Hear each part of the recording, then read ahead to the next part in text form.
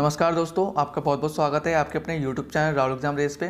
दोस्तों, आज के इस वीडियो के अंतर्गत मैं आप लोग के लिए साइंस के टॉप 30 क्वेश्चंस की प्रैक्टिस सेट की वीडियो लेकर आ रखा हूं, जो कि NCL exam point of view से काफ़ी इंपॉर्टेंट है। तो दोस्तों, मैं चाहूँ कि आप लोग इन प्रश्नों को ध्यान से पढ़ें ताकि आप लोग की एक भी प्रश्न एनसीएल की परीक्षा में ना छूट सके। दोस्तों, वीडियो शुरू करने से पहले अगर आप लोग इस चैनल पर नए हैं तो चैनल सब्सक्राइब जरूर कर लीजिएगा और साइड में दिख रहे बेल आइकन को प्रेस करना बिल्कुल भी ना भूलें ताकि आने वाली नई वीडियो की नोटिफिकेशन आप तो सबसे पहले पहुँच सके। तो चलिए फ्रेंड्स, चलते हैं क्वेश्चन की ओर और देखते हैं आज के महत्वपूर्ण प्रश्न क्या है। दोस्तों, क्वेश्चन है, एक रडार जो शत्रु के वायुयान की उपस्थिति का पता लगाता है प्रयोग करता है। तो बताइए फ्रेंड्स, यहाँ पर से उत्तर क्या हो जाएगा। जो रडार है शत्रु के वायुयान की उपस्थिति का पता किसकी वजह से लगाता है। तो यहाँ पर राइट आंसर क्या है दोस्तों आप लोग का ऑप्शन नंबर 2 बिल्कुल सही होगा। रेडियो तरंग के कारण रडार जो है दोस्तों शत्रु के वायुयान की उपस्थिति का पता लगाता है। तो ध्यान रखिएगा। चलिए अगले प्रश्न की ओर बढ़ते हैं। क्वेश्चन दोस्तों, शोर को किस में मापा जाता है। तो बताए फ्रेंड्स, जो नॉइस है उसको किस में मापा जाता है। तो यहाँ पर सही उत्तर क्या जाएगा आप लोगों का दोस्तों ऑप्शन नंबर 4 बिल्कुल सही होगा, डेसिबल में। ठीक है दोस्तों, ध्वनि की तीव्रता किस में मापी जाती है दोस्तों, डेसिबल में मापी जाती है। चलिए बढ़ते हैं अगले प्रश्न की ओर। क्वेश्चन दोस्तों, सोनार में क्या प्रयुक्त होती है। तो बताए फ्रेंड्स, इंपॉर्टेंट क्वेश्चन है। दिए गए विकल्पों में से सोनार में क्या प्रयुक्त किया जाता है। तो यहाँ पर ऑप्शन नंबर 1 बिल्कुल सही होगा, पराश्रव्य तरंगे। ठीक है दोस्तों, और दोस्तों यहाँ पर हम बात करते हैं सोनार की। तो सोनार होता क्या है। तो सोनार वह तकनीकी है दोस्तों जो जल के अंदर संचार करने के लिए, ठीक है दोस्तों, कम्युनिकेट करने के लिए तथा जल के अंदर या सतह पर वस्तुओं का पता लगाने के लिए ध्वनि संचरण का प्रयोग करती है। ठीक है, तो ये दोस्तों क्या कहलाती है, सोनार। और दोस्तों जो सोनार है वो पराश्रव्य तरंगों का प्रयोग करती है। चलिए अगले प्रश्न की ओर बढ़ते हैं। क्वेश्चन दोस्तों, वह प्रक्रिया जिसके द्वारा प्रिज्म विभिन्न रंग उत्पन्न करता है वह जाना जाता है। तो बताइए फ्रेंड्स, यहाँ पर से उत्तर क्या हो जाएगा। जो प्रिज्म है जो विभिन्न रंगों को उत्पन्न करता है वो किस कारण करता है दोस्तों। तो यहाँ पर से उत्तर क्या हो जाएगा आप दोस्तों ऑप्शन नंबर 3 बिल्कुल सही होगा, अपवर्तन के कारण। ठीक है दोस्तों, प्रकाश के अपवर्तन के कारण जो प्रिज्म है दोस्तों विभिन्न रंगों को उत्पन्न करता है। ठीक है, और दोस्तों यहाँ से एक प्रश्न और बनता है कि इंद्रधनुष किस कारण से बनता है। तो यहाँ पर से उत्तर क्या जाएगा दोस्तों, प्रकाश के प्रकीर्णन तथा प्रकाश के अपवर्तन के कारण इंद्रधनुष का रंग बनता है। चलिए अगले प्रश्न की ओर बढ़ते हैं, देखते हैं अगला प्रश्न क्या है। दोस्तों, question exam point of view से काफ़ी इंपॉर्टेंट है, इसलिए आप लोग इन प्रश्नों को ध्यान से पढ़िएगा। तो क्वेश्चन है, अवतल लेंस हमेशा किस प्रकार का प्रतिबिंब बनाते हैं। तो बताइए फ्रेंड्स, दिए गए विकल्पों में से उत्तर क्या आ जाएगा। जो कॉनकेव लेंस होते हैं दोस्तों किस प्रकार का प्रतिबिंब बनाते हैं। तो यहाँ पर ऑप्शन नंबर 2 बिल्कुल सही होगा, आभासी प्रतिबिंब बनाते हैं। ठीक है, चलिए अगले प्रश्न की ओर बढ़ते हैं, देखते हैं अगला प्रश्न क्या है। तो क्वेश्चन दोस्तों, प्रकाश की तीव्रता नापने के लिए जिस उपकरण का प्रयोग किया जाता है उसे क्या कहते हैं। तो बताइए फ्रेंड्स, इंपॉर्टेंट क्वेश्चन है, ध्यान रखिएगा आप लोग। उस उपकरण को क्या कहते हैं दोस्तों जिसके द्वारा प्रकाश की तीव्रता नापी जाती है। तो यहाँ पर ऑप्शन नंबर 3 बिल्कुल सही होगा, लक्स मीटर। ठीक है दोस्तों, चलिए अगले प्रश्न की ओर बढ़ते हैं। तो क्वेश्चन दोस्तों, निम्न में से किस रंग का तरंगदैर्ध्य सबसे अधिक होता है। तो बताइए फ्रेंड्स, यहाँ पर से उत्तर क्या हो जाएगा। इंपॉर्टेंट क्वेश्चन है, इसको ध्यान रखिएगा आप लोग। किस रंग का तरंगदैर्ध्य सबसे अधिक होता है। तो यहाँ पर से उत्तर क्या होगा आप लोग दोस्तों ऑप्शन नंबर 3 बिल्कुल सही होगा, लाल रंग का। ठीक है दोस्तों, लाल रंग का तरंगदैर्ध्य सबसे अधिक होता है। ठीक है, और बैंगनी रंग का तरंगदैर्ध्य सबसे कम होता है। तो ध्यान रखिएगा आप लोग। चलिए अगले प्रश्न की ओर बढ़ते हैं। तो दोस्तों क्वेश्चन है, अंतरिक्ष यात्री को आकाश का रंग कैसा दिखाई देता है। तो बताइए फ्रेंड्स, यहाँ पर उत्तर क्या हो जाएगा आप लोग का। अंतरिक्ष यात्री को आकाश का रंग कैसा दिखाई देता है। दोस्तों यहाँ पर आप सभी जानते होंगे जो अंतरिक्ष यात्री को दोस्तों आकाश का रंग काला दिखाई देता है। ठीक है, चलिए अगले प्रश्न की ओर बढ़ते हैं।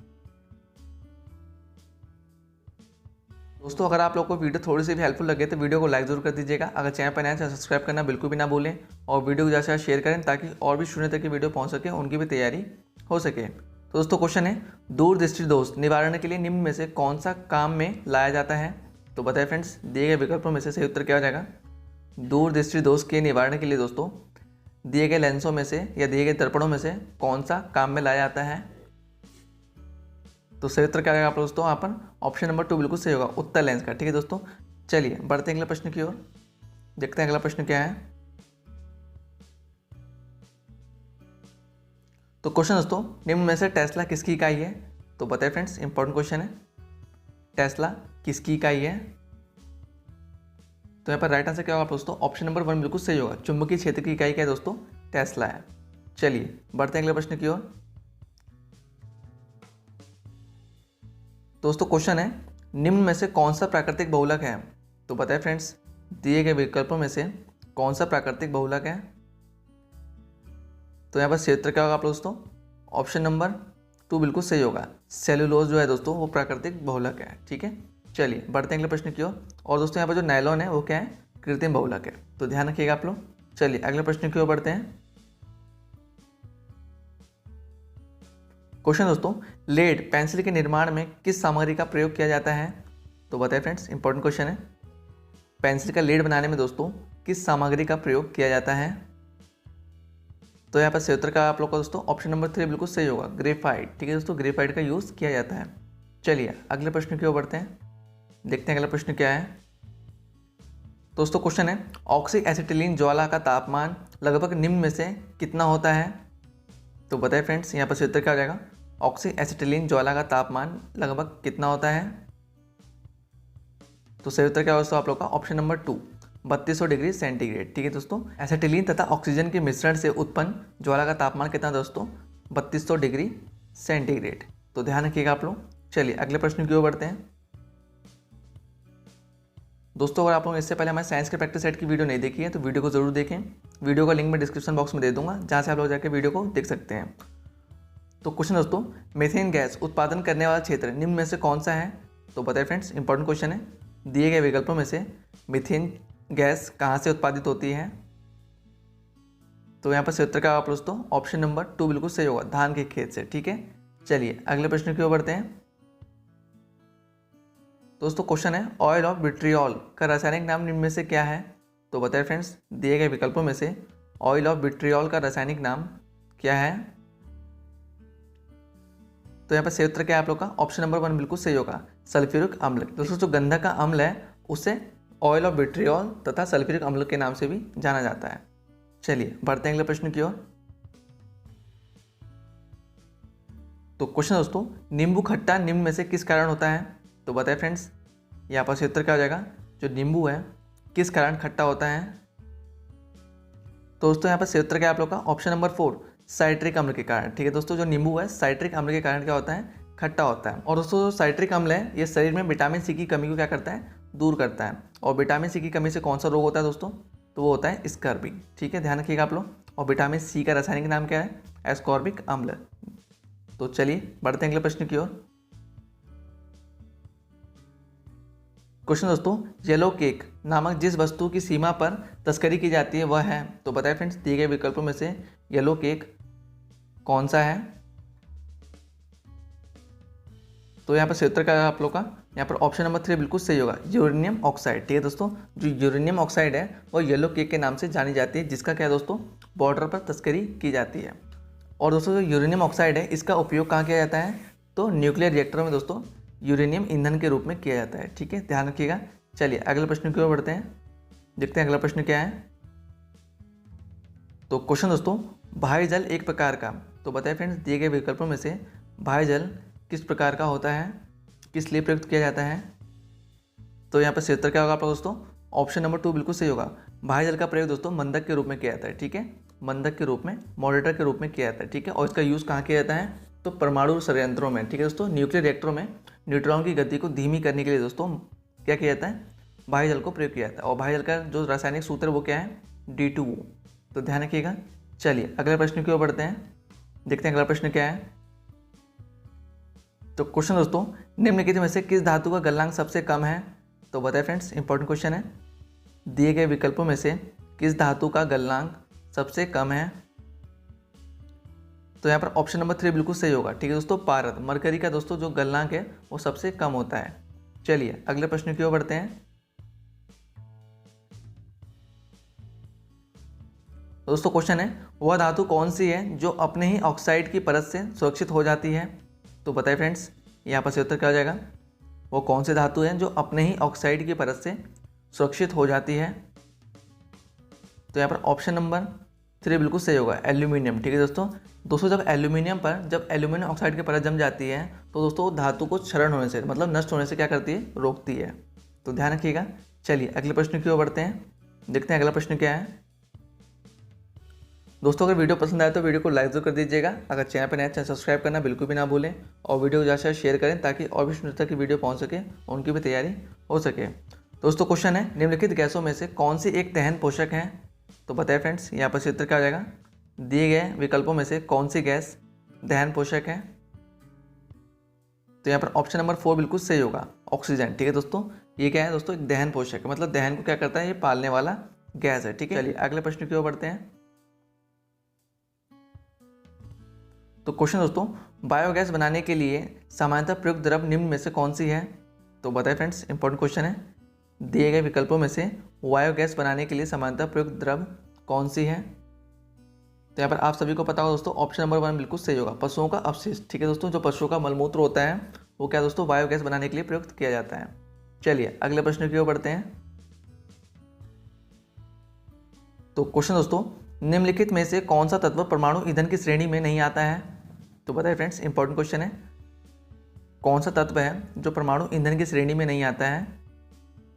तो यहाँ पर ऑप्शन नंबर 1 बिल्कुल सही होगा, कैडमियम। ठीक है दोस्तों, जो कैडमियम है ये क्या है, रेडियो एक्टिव पदार्थ नहीं है। ठीक है, अतः ये परमाणु ईंधन की श्रेणी में नहीं आता है। बाकी दोस्तों जो थोरियम है, प्लूटोनियम है, यूरेनियम है, ये क्या है, रेडियो एक्टिव पदार्थ हैं। ठीक है, और जो परमाणु ईंधन की श्रेणी में आते हैं, तो ध्यान रखिएगा। चलिए अगले प्रश्न की ओर बढ़ते हैं। तो क्वेश्चन दोस्तों, निम्न में से कौन प्राकृतिक गैस का मुख्य घटक है? तो बताएं फ्रेंड्स, दिए गए विकल्पों में से कौन सा गैस प्राकृतिक गैस का मुख्य घटक है? तो यहाँ पर सही उत्तर क्या होगा आप दोस्तों, ऑप्शन नंबर 2 बिल्कुल सही होगा, मीथेन गैस। ठीक है दोस्तों, जो मीथेन गैस है वो क्या है, प्राकृतिक गैस का मुख्य घटक है। तो ध्यान रखिएगा आप लोग। चलिए अगले प्रश्न की ओर बढ़ते हैं, देखते हैं अगला प्रश्न क्या है। दोस्तों क्वेश्चन है, कोल गैस में किस गैस की मात्रा सबसे अधिक होती है? तो बताइए फ्रेंड्स, इंपॉर्टेंट क्वेश्चन है, कोल गैस में किस गैस की मात्रा सबसे अधिक होती है? तो यहाँ पर राइट आंसर क्या होगा आप लोग पूछता हूँ, ऑप्शन नंबर 1 बिल्कुल सही होगा, हाइड्रोजन की। ठीक है दोस्तों, कोल गैस में हाइड्रोजन की मात्रा कितनी होती है, लगभग 54%। ठीक है, और दोस्तों यहाँ पर मीथेन दे रखा है, तो कोल गैस में मीथेन की मात्रा कितनी होती है लगभग, तो वो होती है 35%। ठीक है, ध्यान रखिएगा। और दोस्तों कोल गैस में कार्बन मोनोऑक्साइड की मात्रा कितनी होती है, वो होती है 11%। ठीक है, और हाइड्रोकार्बन की मात्रा कितनी होती है दोस्तों, लगभग 5%। तो ये सब बातें आप लोग को ध्यान रखनी है। चलिए बढ़ते हैं अगले प्रश्न की ओर। तो क्वेश्चन दोस्तों, निम्न में से कौन प्रदूषण नहीं फैलाता है? तो बताइए फ्रेंड्स, दिए गए विकल्पों में से कौन सा विकल्प प्रदूषण नहीं फैलाता है? तो यहाँ पर सही उत्तर क्या है आप लोग को दोस्तों, ऑप्शन नंबर 3 बिल्कुल सही होगा, सौर ऊर्जा का प्रयोग। ठीक है दोस्तों, तो यदि हम सौर ऊर्जा का प्रयोग करते हैं तो उससे क्या होता है दोस्तों, प्रदूषण नहीं फैलता है। चलिए अगले प्रश्न की ओर बढ़ते हैं, देखते हैं अगला प्रश्न क्या है। तो क्वेश्चन दोस्तों, मानव शरीर का सबसे बड़ा अंग कौन सा है? तो बताइए फ्रेंड्स, इंपॉर्टेंट क्वेश्चन है, दिए गए विकल्पों में से मानव शरीर का सबसे बड़ा अंग कौन सा है? तो यहाँ पर ऑप्शन नंबर 3 बिल्कुल सही होगा, यकृत। ठीक है दोस्तों, जो लीवर है वो मानव शरीर का सबसे बड़ा अंग होता है। ठीक है, और उसकी लंबाई कितनी होती है दोस्तों, लगभग 15 से 22 सेंटीमीटर। ठीक है, और दोस्तों इसका भार कितना होता है, लगभग 1.5 किलोग्राम। ठीक है, 1.5 kg होता है, तो उसको ध्यान रखिएगा। चलिए अगले प्रश्न की ओर बढ़ते हैं। तो क्वेश्चन दोस्तों, शरीर में निम्न में से कौन सा संक्रमण से हमारी रक्षा करता है? तो बताइए फ्रेंड्स, दिए गए विकल्पों में से कौन सा हमारे शरीर में संक्रमण से रक्षा करता है? तो यहाँ पर सही उत्तर क्या होगा दोस्तों, ऑप्शन नंबर 2 बिल्कुल सही होगा, WBC। ठीक है, WBC है हमारे शरीर में होने वाले बैक्टीरिया, वायरस या फंगी से हमारी रक्षा करता है। ठीक है, चलिए अगले प्रश्न की ओर बढ़ते हैं, देखते हैं अगला प्रश्न क्या है। दोस्तों क्वेश्चन है, निम्नलिखित हार्मोनों में किसमें आयोडीन पाया जाता है? तो बताइए फ्रेंड्स, दिए गए विकल्पों में सही उत्तर क्या हो जाएगा, किस हार्मोन में आयोडीन पाया जाता है? तो यहाँ पर सही उत्तर क्या हो जाएगा आप लोग का, ऑप्शन नंबर 1 बिल्कुल सही होगा, थायरॉक्सिन में। ठीक है दोस्तों, थायरॉक्सिन में क्या पाया जाता है, आयोडीन पाया जाता है। ठीक है, और आयोडीन की कमी से कौन सा रोग होता है, तो वो होता है दोस्तों गोइटर रोग। ठीक है, घींगा रोग, तो ध्यान रखिएगा। चलिए अगले प्रश्न की ओर बढ़ते हैं। दोस्तों question exam point of view से काफ़ी इंपॉर्टेंट है, इसलिए आप लोग इन प्रश्नों को ध्यान से पढ़िएगा ताकि आप लोग के एक भी प्रश्न ना छूटे। तो क्वेश्चन दोस्तों, रतौंधी निम्नलिखित में से किसकी कमी के कारण होता है? तो बताएं फ्रेंड्स, दिए गए विकल्पों में से किसकी कमी के कारण दोस्तों रतौंधी नामक रोग होता है? तो यहाँ पर ऑप्शन नंबर 3 बिल्कुल सही होगा, विटामिन ए की कमी के कारण। ठीक है दोस्तों, विटामिन ए की कमी के कारण नाइट ब्लाइंडनेस नामक रोग होता है। ठीक है, और विटामिन ए का रासायनिक नाम क्या है दोस्तों, वो है रेटिनॉल। ठीक है, ध्यान रखिएगा, विटामिन ए का रासायनिक नाम क्या है, रेटिनॉल। और विटामिन ए की कमी के कारण कौन सा रोग होता है, रतौंधी। तो ये सब बातें ध्यान रखनी है आप लोग को। चलिए अगले प्रश्न की ओर बढ़ते हैं, जो कि आप लोग का आज का लास्ट क्वेश्चन और सरप्राइज क्वेश्चन है। दोस्तों क्वेश्चन है, निम्नलिखित में से कौन एक वायुमंडल के ओजोन परत की मोटाई नापने वाली इकाई है। दोस्तों ये आप लोग आज का सरप्राइज क्वेश्चन, जिसका आंसर आप लोग मुझे कमेंट बॉक्स में जरूर दीजिएगा। दोस्तों मैं आशा करता हूँ कि आप लोग को आज की वीडियो पसंद आई होगी। अगर पसंद आएगी तो वीडियो को लाइक जरूर कर दीजिएगा। अगर चैनल पर नया चैनल सब्सक्राइब करना बिल्कुल भी ना भूलें, और वीडियो को ज़्यादा से शेयर करें ताकि और भी स्टूडेंट तक की वीडियो पहुँच सके और उनकी भी तैयारी हो सके। दोस्तों मिलते हैं अगली वीडियो में कुछ नए महत्वपूर्ण प्रश्नों के साथ, तब तक के लिए bye, take care, Vande Mataram.